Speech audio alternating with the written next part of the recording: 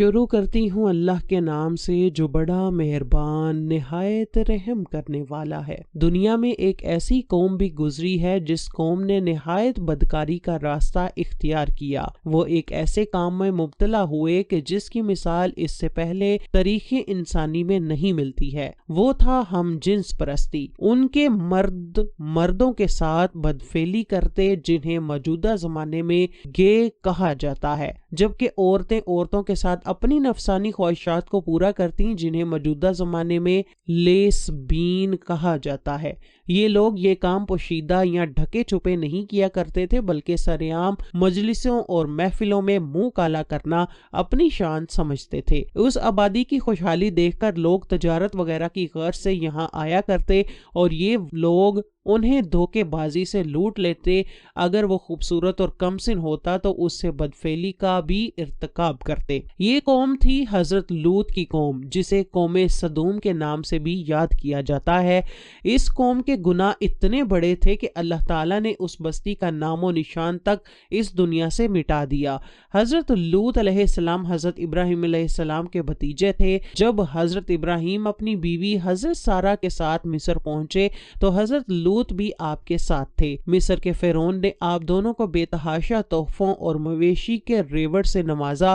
آپ دونوں حضرات اپنے اپنے ریوڑ کے ہمراہ مصر سے نکلے۔ سفر کے دوران آپ کے چرواہوں کے بیچ لڑائی جھگڑے ہونے لگے۔ چنانچہ حضرت ابراہیم اور حضرت لوط بخوشی و رضا الگ الگ سمتوں میں روانہ ہوئے۔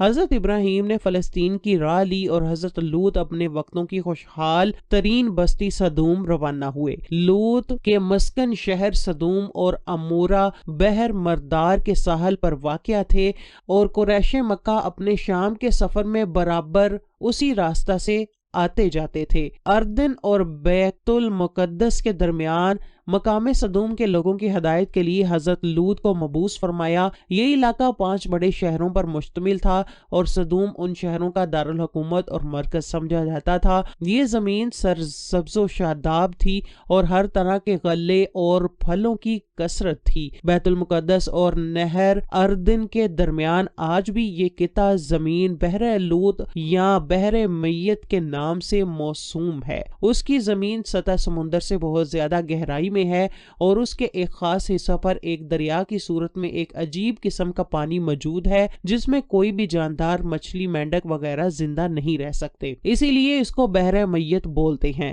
یہی مقام صدوم کا بتلایا جاتا ہے۔ آپ نے یہیں رہائش اختیار کی اور یہاں کے بگڑے ہوئے لوگوں میں دین کی تبلیغ شروع کی۔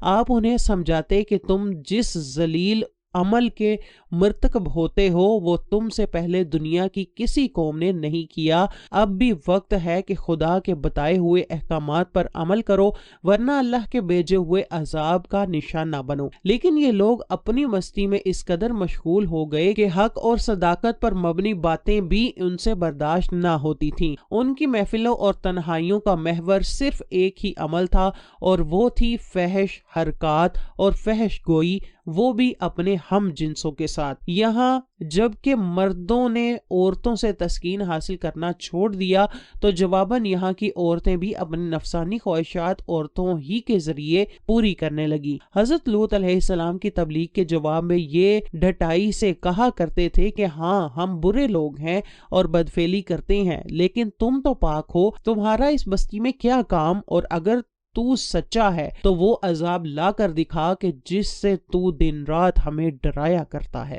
حضرت لوط علیہ السلام کی بیوی، بعض مورخین ان کا نام وائلہ بتاتے ہیں، یہ بظاہر تو لوط کی بیوی تھی لیکن اندرونی طور پر اسی قوم صدوم کی ہم خیال تھی۔ اس سے بڑی بد نصیبی کیا ہوگی کہ اللہ پاک کے ایک جلیل القدر پیغمبر کے ساتھ سالوں زندگی بسر کرنے کے باوجود اس عورت کو ایمان کی دولت نصیب نہ ہوئی۔ جب اس قوم کے گناہ اپنے عروج پر پہنچ گئے اور بہتری کی کوئی صورت نظر نہ آتی دکھائی دی تو اللہ تعالیٰ نے 2 فرشتے ان پر عذاب کی غرض سے بھیجے جو پہلے حضرت ابراہیم کے پاس پہنچے۔ یہاں آپ کو اولاد کی خوشخبری دی اور بتایا کہ ہم وادی صدوم کو نیست و نابود کی غرض سے یہاں آئے ہیں۔ جب یہ فرشتے خوبصورت نوجوان لڑکوں کے روپ میں سدوم کے شہر پہنچے تو ان کی ملاقات حضرت لوط سے ہوئی۔ یہ قوم بد اخلاقی کی تمام حدوں کو پار کر چکی تھی۔ جب کوئی مسافر یہاں آتا تو یہ سب مل کر اسے گھیر لیتے اور کھلے عام بدفعلی کا مطالبہ کرتے۔ اس لیے لوط نے انہیں باہر ٹھہرنے سے منع کیا اور اپنے گھر میں لے آئے، ان کے لیے کھانے پینے کا انتظام کیا اور انہیں سمجھانے کی کوشش کی کہ یہ بستی مسافروں کے لیے کتنی خطرناک ہے۔ لیکن آپ کی بیوی جو در پردہ اپنی قوم سے ملی ہوئی تھی، اپنے گھر آنے والے ان مہمانوں کی خبر اپنی قوم کے لوگوں کو دے آئی اور یوں اس مکان کو چاروں طرف سے سدوم کے لوگوں نے گھیر لیا اور آپ سے ان مہمانوں کا مطالبہ کرنے لگے۔ یہ دیکھ کر آپ بہت پریشان اور رنجیدہ ہوئے۔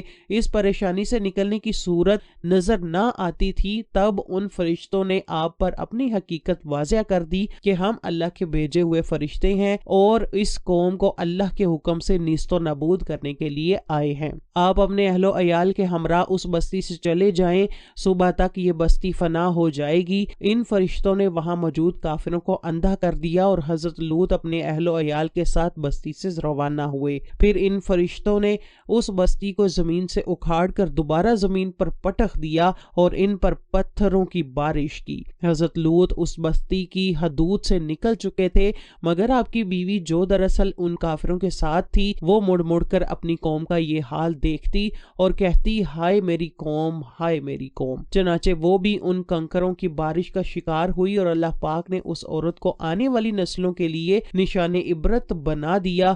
اس عورت کی لاش آج بھی پتھروں کے اس فوسل لوٹس وائف پلر درمیان موجود ہے جسے سدوم کے پہاڑوں کے نام سے جانا جاتا ہے، اور یہ عورت آج بھی اپنی قوم کے درمیان دنیا کو سرکشی اور بے راہ روی کے انجام سے آگاہ کر رہی ہے۔ اللہ نے اس گناہ گار عورت کا تذکرہ قرآن مجید میں کل 9 مرتبہ بیان فرمایا ہے، اور بے شک لوط بھی رسولوں میں سے تھا، جبکہ ہم نے اس کو اور اس کے سب گھر والوں کو نجات دی مگر ایک بڑھیا کو جو عذاب پانے والوں میں رہ گئی، پھر ہم نے دوسروں کو ہلاک کر دیا۔